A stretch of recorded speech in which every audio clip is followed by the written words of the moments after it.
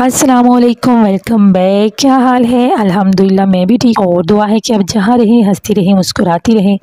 As usual घर की कामकाज करते हुए मैंने व्लॉगिंग स्टार्ट की है और यहाँ पे जो मैं आज आपके साथ टॉपिक शेयर करने वाली हूँ बहुत ही इंपॉर्टेंट है। एज़ अ मदर मैं भी इस चीज़ को डील कर रही होती हूँ, हैंडल कर रही होती हूँ और वही टिप्स मैं आप आज के साथ शेयर करूँगी कि बहुत से जो बच्चे होते हैं ना, वो बहुत सा गुस्सा कर रहे होते हैं, ज़िद कर रहे होते हैं और आपको इतना ज़्यादा परेशान कर रहे होते हैं बेजा ज़िद की वजह। तो वो ज़िद को तो ना आप पूरा कर सकते हैं और बल्कि आपको पूरा भी नहीं करना चाहिए। सबसे पहले तो मैं आपको ये कहना चाहूँगी कि जो अगर आपका बच्चा बहुत ज़्यादा गुस्सा करता है तो ये आपको समझना बहुत ज़रूरी है कि गुस्सा करना एक नॉर्मल ह्यूमन इमोशन है। ये छोटे बच्चों से लेकर बड़ी उम्र के लोगों में पाया जाता है और गुस्सा ये जो एक नेचुरल फिनोमिना है, इसमें किसी को कंट्रोल नहीं होता और बहुत से ऐसे लोग होते हैं जो बहुत अच्छे से अपने गुस्से को कंट्रोल कर लेते हैं। तो आज आपके साथ कुछ ऐसी टिप्स शेयर करूँगी कि आपने अपने बच्चे को कैसे नॉर्मल करना है।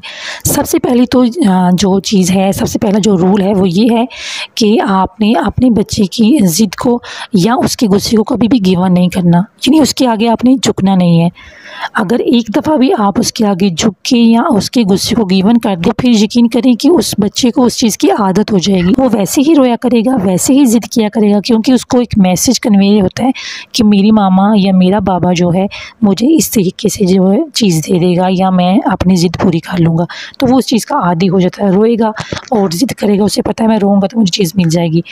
वहाँ पे क्या होता है कि मामा जो होती है या बाबा जो होते हैं उनको खुद भी बहुत ज़्यादा गुस्सा आ रहा होता है।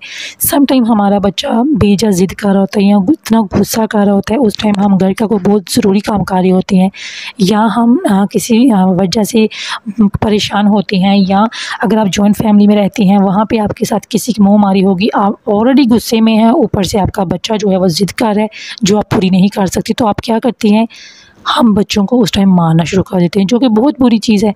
इस तरह से जो है आपके बच्चे का सेल्फ़ कॉन्फिडेंस बहुत ज़्यादा लो हो जाता है। अगर आप बच्चे को मारती हैं और दूसरों के सामने मारती हैं, फिर भी अगर आपने डांटना है या कुछ कहना है तो अपने बच्चे को सेपरेट जाके कहें। दूसरों बच्चों के सामने आपने बिल्कुल भी उस बच्चे को नहीं मारना, क्योंकि बच्चों के अंदर सेल्फ़ रिस्पेक्ट बहुत होती है। बेशक आप इस चीज़ को नोट नहीं करते, लेकिन बच्चे नोट कर रहे होते हैं कि हमें देखने वाला कौन है, यहाँ पे किस बड़े ने देखा है, किस बच्चे ने देखा है, तो वो उस चीज़ को बहुत नोटिस लेते हैं और वो अपनी चीज़ माइंड में बिठा लेते हैं। तो आपने कभी भी अपने बच्चे को दूसरों के सामने नहीं मारना। अच्छा, यहाँ पे एक चीज़ आ जाती है कि जब बच्चा गुस्सा कर रहा हो तो फिर हमने क्या करना है, या वो बेजा ज़िद कर रहा है तो फिर हमें क्या करना चाहिए। As a mother, as a father हमें क्या करना चाहिए। तो जब आपका बच्चा बहुत ज़्यादा गुस्सा कर रहा है तो आपने कभी भी उसके सामने नहीं है, उस वक्त उसको खुद भी पता नहीं चल रहा होता कि वो क्या कर रहा है। अगर आपका बच्चा गुस्सा कर रहा है, ज़िद कर रहा है और आप उसको गुस्से में ही समझा रही हैं कि नहीं आप ऐसा नहीं करो, मैं आपकी बात नहीं पूरा करूँगी, या आप उसको समझाने की कोशिश करती हैं, तो उस वक्त कोई फ़ायदा नहीं है आपका समझाने का। बेहतर है कि आप चुप रहें, क्योंकि उस वक्त खुद बच्चे को नहीं समझ आ रही होती, वो समझ नहीं रहा, वो सुन नहीं रहा कि आप उसको क्या कह रही हैं। सबसे पहले तो आपने बच्चे को रिलैक्स कर, इस वक्त बच्चे को या आपने हग करना है या उसका हाथ पकड़ लेना है। फिज़िकली जो टच है ना वो बहुत पावर रखता है, क्योंकि रिसर्च खुद कहती है कि जब बच्चा स्ट्रेस में होता है या गुस्से में होता है तो फिज़िकली टच जो है वो काफ़ी पावर रखता है। तो आपने उसको फिज़िकली टच करना है। हाँ, अगर आपका बच्चा टीन एज में है तो मे बी वो फिज़िकल टच को पसंद ना करे, फिर आपने क्या करना है, छोटे बच्चे को तो आप टच करते हो, उसको हग करते हो, उसको पारी करते हो, उसका हाथ पकड़ लेते हो, तो किस हद तक वो जो है वो नॉर्मल हो जाता है। लेकिन जो टीन एज के बच्चे हैं वो क्या करते हैं कि वो शायद फिज़िकल टच को भी ना पसंद करें, या आपको ये कहें कि मुझे हाथ नहीं लगाओ, आप यहाँ से चली जाओ, आप अच्छी मामा नहीं हो या मेरी ज़िद नहीं पूरी करते। तो तब आपने क्या करना है, इसका दूसरा तरीका ये है कि आपने बच्चे को अकेला छोड़ देना है। उसके आधे घंटे बाद आपने उसके रूम में जाना है, उसके पास बैठ जाना है और अपने आप को रिलैक्स करके जाना है। ये नहीं कि आप भी गुस्से में हैं और बच्चा भी गुस्से में है। आपने अपने आप को रिलैक्स करना है। जब आपको ये महसूस हो कि आपके बच्चे का हार्ट रेट कम हो गया है, उसका बॉडी स्ट्रेस जो है वो रिलीज़ हो गया है, तब आपने उसकी बात सुननी है। ये नहीं कि आपने उसको सपोर्ट करना है, लेकिन उसकी बात आपने सुननी है। ड्यूरिंग उसकी बात सुनते हुए आपने कोई बात नहीं, होता ना कि बच्चे कोई बात कह रहे हो, आपको पसंद नहीं आ रही, आप उसी टाइम बोलना शुरू कर देते हैं। आपने रिलैक्स होकर सबसे पहले अपने बच्चे की पूरी बात सुननी है, उसके बाद आपने अपने जवाब देना है। अगर फिर भी आपका बच्चा नहीं मानता तो आपने उसको अकेला छोड़ देना है, उसको ये कह देना कि आप उससे नाराज़ हो गई हैं। इससे भी बच्चे के असर पड़ता है कि उसकी मामा नाराज़ होगी, फिर वो खुद समझता है और सम टाइम बच्चे ये कहते हैं कि आप मेरे रूम से बाहर चले जाएं, और आप गुस्सा नहीं करना, आपने रूम से बाहर आ जाना है, क्योंकि कुछ बच्चे होते हैं वो थोड़ा सा टाइम लेते हैं अपने आप को रिलैक्स करने के लिए। अगर मैं अपने बच्चों की बात करूं तो मेरा जो बच्चे हैं अभी रिसेंटली उनके स्कूल का कोई ट्रिप बाहर जा रहा है, तो वो मुझे आके रोज़ कहते हैं कि मम्मा हमें ना पैसे दें, हमने वहाँ पर सबमिट करवाने हैं, तो हमने वहाँ पर जाना है। और उनके जो बाबा हैं वो कहते हैं कि नहीं अभी बच्चे छोटे हैं तो हमने इसको किसी टूर के साथ नहीं भेजना। और बच्चे जो होते हैं कुछ टीचर्स उनको ऐसे मोटिवेट कर रही होती हैं कि बहुत मज़ा आएगा, हम बहुत इंजॉय करेंगे।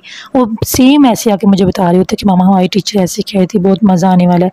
फिर मैंने क्या किया कि मैंने उनसे प्रॉमिस किया है कि हम खुद जाएंगे, अपनी गाड़ी में जाएंगे, हम फलां कज़न को भी ले जाएंगे, हम वहाँ भी घूमेंगे, आपको वो वाला झूला भी लेके दूँगी, हम बहुत इंजॉय करेंगे, आपको अच्छे से रेस्टोरेंट में लेके जाऊँगी और आपकी फेवरेट डिशेज़ आपको लेके दूँगी। तो फिर क्या है कि मेरे बच्चे जो है ना वो मान गए कि ठीक है मामा हम आपके साथ जाएंगे। तो ये होता है कि अगर आपने अपने बच्चे के साथ प्रॉमिस किया ना, फिर आपको उसको 100% फुलफ़िल करना है, क्योंकि इस तरह से बच्चे का जो कॉन्फिडेंस होता है, एतमाद होता है ना, वो भी काम हो जाता है कि मेरी मामा हमेशा ऐसा कहती है लेकिन करती नहीं है। आप अपने बच्चे के साथ जो भी वादा करती हैं, जो भी बात करती हैं, तो अपनी कोशिश करनी है कि वो वाली बात करें जो आप पूरा कर सकती हैं। इससे क्या होता है कि बच्चे और माँ का जो रिलेशन है वो भी बेहतर होता है, और बच्चे में ये एतमाद होता है कि मेरी मामा जो कहती है उसको वो पूरा भी करती है। इस तरह बच्चे आपके एतमाद में आ जाते हैं और आप जो कहेंगी वो बच्चे मानते भी हैं। और बेसिकली होता क्या है कि जब हमारा बच्चा गुस्सा कर रहा होता है तो हम खुद भी गुस्से में आ जाते हैं, हम खुद भी परेशान हो जाती हैं, और बहुत सी माएँ जो होती हैं वो खुद किसी बात की वजह से परेशान होती हैं, स्ट्रेस में होती हैं, तो वो उस टाइम बच्चों को मारना शुरू कर देती हैं। अगर तो आपका बच्चा 3 साल का है, 5 साल का है, 7 साल का है, तो बेहतर यही है कि आपने अपने बच्चे की कोई भी ज़िद पूरी नहीं करनी, क्योंकि सम टाइम हम बच्चे की ज़िद तो पूरी कर देते हैं लेकिन हमारा बच्चा उस ज़िद का आदी हो जाता है। फिर कभी ऐसे हालात भी होते हैं कि हम वो ज़िद को पूरा नहीं करते, और इस तरह से बच्चे फिर चिड़चिड़े हो जाते हैं। एक और चीज़ कि जब हम जॉइंट फैमिली में रहते हैं, अगर हमारे पास इस्तात भी है कि हम उस चीज़ को बाय करके अपने बच्चे को दे सकते हैं, लेकिन हमें जॉइंट फैमिली में रहते हुए बहुत सी चीज़ों को देखना पड़ता है कि अगर हम ये वाली चीज़ अपने बच्चे को ला के देंगे तो दूसरे जो बच्चे हैं वो रोएंगे, अपने पेरेंट्स को तंग करेंगे, तो फिर इस तरह से घर में जो है वो परेशानियाँ आती हैं। और ये भी हो सकता है कि आपके घर में एक लड़ाई का सीन बन जाए कि हमारे बच्चे को नहीं है, हमारे पास इतने पैसे नहीं कि हमारे बच्चे को बाय करके दें, तो आपने क्यों करके दी है। बस ये होता है कि थोड़ा बहुत सब्र करना पड़े। ये छोटी छोटी मैंने आपके साथ टिप्स शेयर की, अगर आपको अच्छी लगी हो तो इसको लाइक करिएगा, और अगर मेरे चैनल पे नए हैं तो इसको ज़रूर सब्सक्राइब करिएगा। अगर कोई भी क्वेश्चन पूछना हो तो मैंने डिस्क्रिप्शन में लिंक भी दिया हुआ है इंस्टाग्राम का, इसके अलावा आप मैसेज भी मुझसे कोई भी बात कर सकते हो। आज के लिए इतना ही काफ़ी है, फिर मिलूंगी एक वीडियो के साथ। अपना बहुत ख्याल रखिएगा। अल्लाह हाफिज़।